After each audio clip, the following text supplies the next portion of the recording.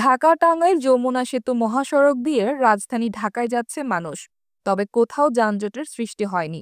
গত 2 দিনে যমুনা সেতুর ওপর অতিরিক্ত যানবাহনের চাপ, যানবাহন বিকল ও দুর্ঘটনার ফলে যমুনা সেতুর দুই পাশেই যানজট ও ধীরগতিতে ভোগান্তিতে পড়তে হয়েছে ঢাকামুখী মানুষদের।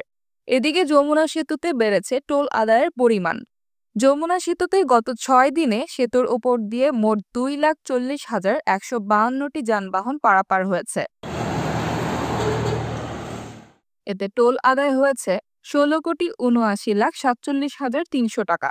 এদিকে যমুনা সেতু দিয়ে গত 24 ঘন্টায় 41,989টি যানবাহন পারাপার করেছে।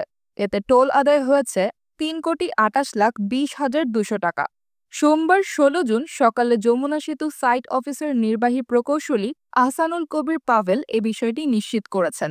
যমুনা সেতু কর্তৃপক্ষ জানায়, শনিবার রাত 12টা থেকে রবিবার রাত 12টা পর্যন্ত 24 ঘন্টায় 41,989টি যানবাহন পারাপার হয়েছে। এর মধ্যে উত্তরবঙ্গগামী 19,189টি যানবাহন পারাপার হয়েছে। এতে টোল আদায় হয়েছে 1,60,51,700 টাকা। অপরদিকে ঢাকাগামী 22,800টি যানবাহন পারাপার হয়েছে। এর বিপরীত টোল আদায় 1,67,68,500 টাকা। যমুনা সেতু সাইট অফিসের নির্বাহী প্রকৌশলী আহসানুল কবির পাভেল বলেন, মহাসড়কে স্বাভাবিক গতিতেই যানবাহন চলাচল করছে। যমুনা সেতু দিয়ে গত 24 ঘন্টায় 42,000 যানবাহন পারাপার হয়েছে। টোল আদায় হয়েছে 3,28,00,000 টাকা।